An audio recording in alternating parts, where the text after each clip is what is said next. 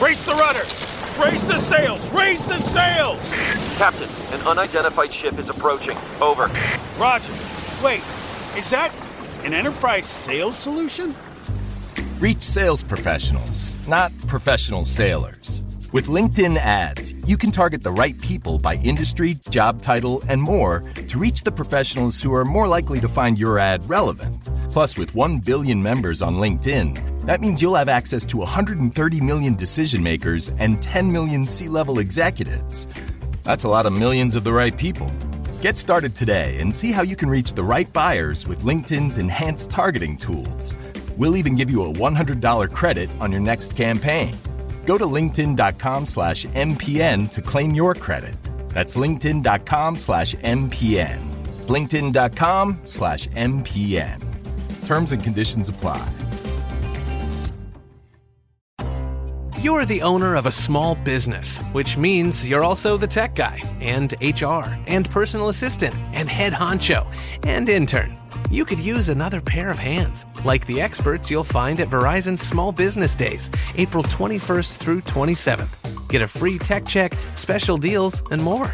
Call 1-800-483-4428 or visit verizon.com/smallbusiness to book your appointment. Verizon Business.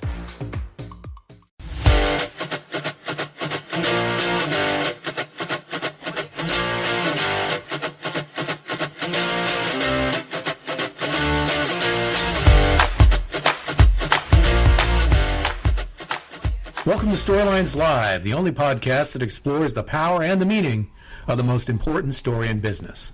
The one that answers why somebody would buy from you, work for you, invest in you, or partner with you. This is the story that defines the very character and nature of an organization. At WordWrite, we call it your capital S story.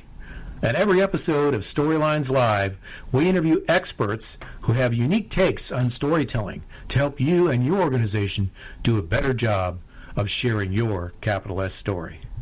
This episode, another in the series of Chapters with Paul. I'm in the hot seat again, and my colleague Tara DeRazio is here to drive. Thanks for coming with me on this ride, Paul. You know it. Today, it's good that we started off with a machine reference because we're talking about AI. Yes, we are. Okay. So AI is such a new thing for so many of us. It is coming into our lives at a rapid pace. Yes. I was just having a conversation with someone and we were talking about, how we felt like technology there was new things, but it kind of was filtering in slowly. And then in these last couple years, everything has just changed Exploded. drastically. Yes. So we're going to talk about AI and how what it's doing in marketing. Yes. So what was your kind of first introduction to AI, and what was your initial thoughts on what this was going to do for the industry? Right. So I'm naturally somebody who likes technology. I consider myself young in spirit, although maybe not as much biologically. And this is, one of the things I do. I like to learn, and so I've been playing around with AI for a while.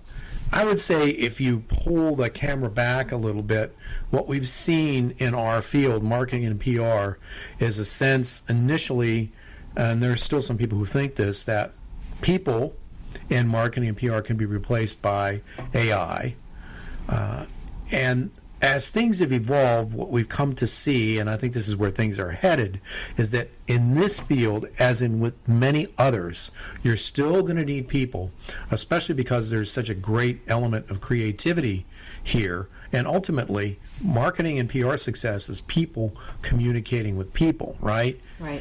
AI is going to be a great assist in delivering results. Exactly. Some AI programs, I guess, would be the word, such as ChatGPT. Yes. These are free. People can versions free. of it, right? So people can kind of go in there and play around.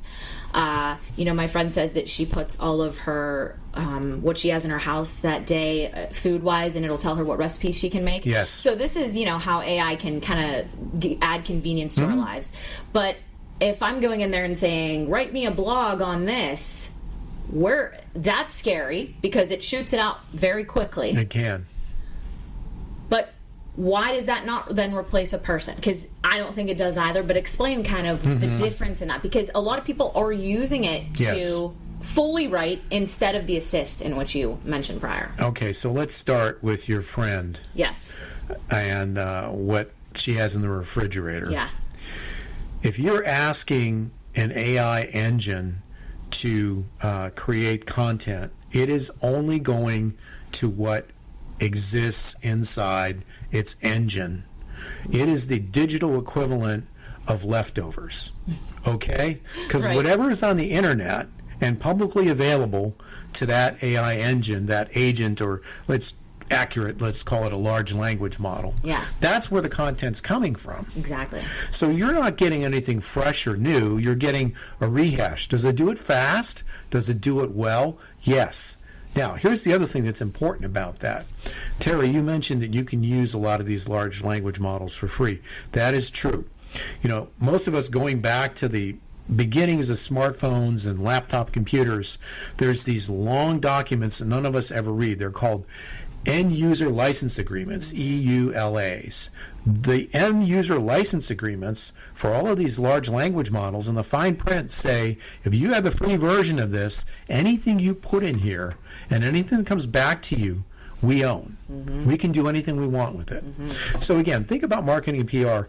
Let's say you're a law firm and you want to communicate your intellectual capital, your great thinking. If you're using a free version of a large language model, you're going to have trouble enforcing a copyright on that, because you clicked the little button in the long agreement that you didn't read that said, in order to train our large language model, we have access to your content and we can do anything we want with it. And, you know, 2 years from now, somebody at another law firm looking to write a blog and doesn't have the time can go in and pull your thinking out of the large language model and use it for their own purposes. Right. I think people forget that in this almost beta time that we're in, Exactly. it is being trained. So Yes. everything that people are putting in, and that's why, you know, people that are putting in confidential material, that's a very important point. Know that it's not confidential. And not that That's right. anything on the internet really ever is, Right. but these are being used to train and to make these AI language models better and more efficient. But as you said, they can only pull from what exists, which is not the same as a human brain that can create something that does not exist to this Right. day. Now, on a side to that, how do you think it can be used in marketing for the right ways? Where is it beneficial? Just as my friend is using it to make dinner, Right. how can we use it in marketing efficiently and properly? Which, by the way, I have to say, ChatGPT is not going to be able to give somebody else in their refrigerator a good idea of what to make for dinner. So your friend is safe. The right way to use AI in marketing: research, thinking. It is worthwhile to have at least one paid version of a large language model, one of the big ones. Pick your flavor, Claude, Gemini, whatever you want.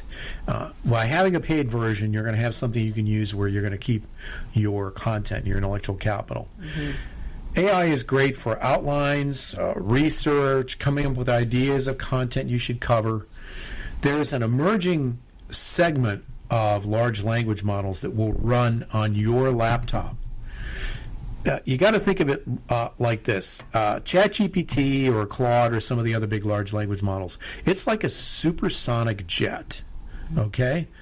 Do you really need ChatGPT to do everything when it comes to making effective use of AI? No. Do I need a Ferrari to go to the corner store and get milk? Well, it might be fun to drive it, but no, I don't. And there's a lot of computing power that's sucked up by these large language models. I have one on my laptop called Olama, which just is on my laptop. So, for instance, we're sitting here recording today, and I've got my book here. So I put the text of the book, 50,000 words, into Olama, and I asked it, what are some topics from the book, stuff I've already written, stuff that's not out there on the internet that somebody can steal from another large language model, and what are some good blog topics from the book? Yeah. That's a helpful use. Right. And anybody can do that kind of stuff. Right. So for people that are worrying, is this going to take over my job? And this isn't just our industry. This is many industries that are very worried about what AI Lawyers will would be do. another one. Accountants. Exactly. Anyone in kind of these service-based businesses, what do you think? You know what? Let's take a break, and then let's talk about that after Okay. the break. Great. All right.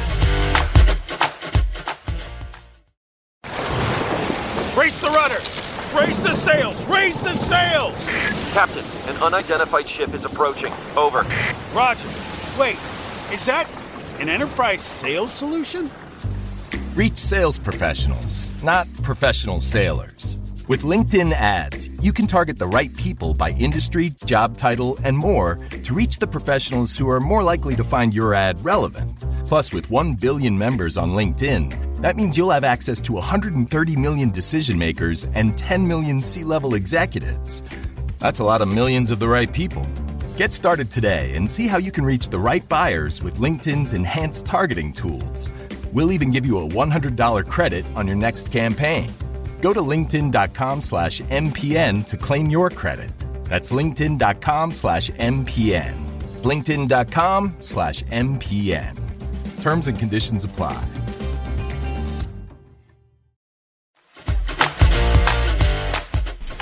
All right, we're back. So before the break, we were discussing, is AI really going to take over jobs? And we're going to focus this on our industry, marketing, PR.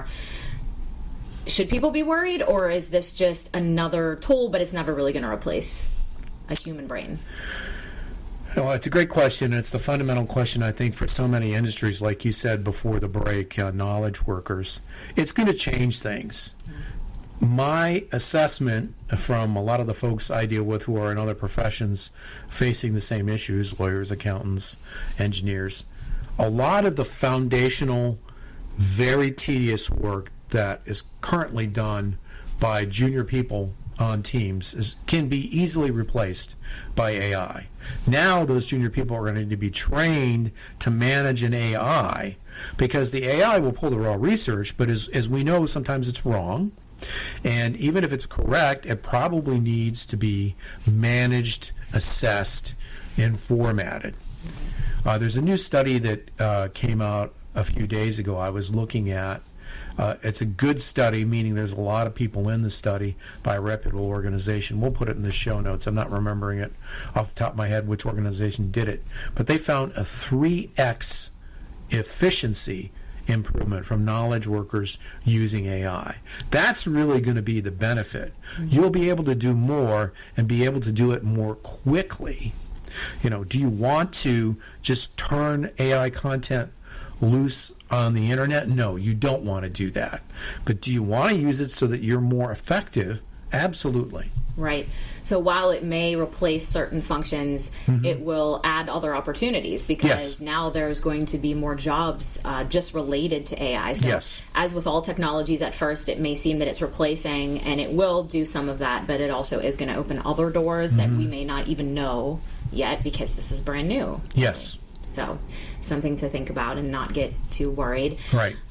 Just something, you know, I'm a writer not only in this field, but I have been writing novels and trying to, you know, get those published someday. And a lot of the agents that I've queried have in their guidelines, you know, not accepting, basically until they can figure out if people are using AI, they're not accepting submissions. So it's even coming across in other areas like that where people have to really step back and think, wait a minute, I have to figure this out. So it's definitely a place to explore. Do you have any sites or publications that you read to kind of keep you up on AI trends, or how do you get your information? What do you trust? What do you use?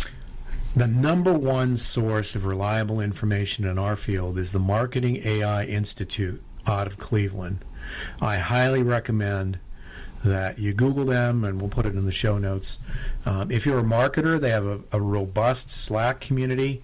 I have a friend who speaks to CEO groups on AI, and he knows a lot about AI. I shared this with him, and he was like, wow, this is great. And I felt good, because that meant I had this source that my friend Dave didn't know about that is really a great source. That's how I found out about the study that I mentioned a few minutes ago, because they reported it in one of their publications. I would say that's the number one. Number two, there's a company called Trust Insights that's run by Christopher Penn and Katie Roberts, and they do weekly Substack, newsletter, YouTube content, and they are really on the bleeding edge of AI and where it's headed, in the marketing field and a lot of other fields too. And those are my two main sources of information, which, by the way, this is such a big topic. Yeah. If anybody can tell you with certainty what's going to happen with AI in the next year, I'm going to predict they're wrong. Right. It's just moving too fast and going in directions we don't know about. So if you feel like you don't know enough about AI or you're behind the curve, that's okay. Yeah. It's just too big for any one person to be able to put their arms around it and give you a declarative, definitive statement about the future of AI. Just take baby steps, get one of the large language models, and explore. I think that's a sentiment of a lot of people is, oh no, I'm behind, and we're all running at the same speed trying to figure it out. And I think your story about sharing the resource with your friend goes to show that it's still the power of our relationships, of our connections, our human, social, all of that really is the heart of all industries, and especially ours with marketing, PR, and storytelling. Yes. So while AI is here, it is not going to take over, hopefully not, but not anytime soon, and we will always have our own brains, our own stories, and ones that don't exist yet, which AI cannot pull. We know that. They cannot pull existing. So any other kind of lasting thoughts about AI or anything we didn't cover? We need to remember that the goal of most businesses is inspiring people to engage with other people. Now, there are some AI tools that are pretty good at identifying how to connect with people, but ultimately, business is not B2C, it's not B2B, it's B2P, business to people, people to people. And as long as that's your focus, as you're evaluating AI tools, you're going to be all right. A tool that's a lot of fun but doesn't do anything, why bother with it? Right. Exactly. That's great. Well, thanks for sharing some of your thoughts on AI. If anyone out there has any other topics they'd like us to chat about on these chapters with Paul, please let us know. Send us an email. You can visit our website at wordrateagency.com. Follow us on our socials. Connect with Paul on LinkedIn. Let us know what you want to hear about. We look forward to doing more of these and sharing kind of all the little ins and outs of marketing, PR, storytelling, and we have a lot of great episodes lined up for you. So thanks for being with us today, and we'll see you next time. See you next time, folks.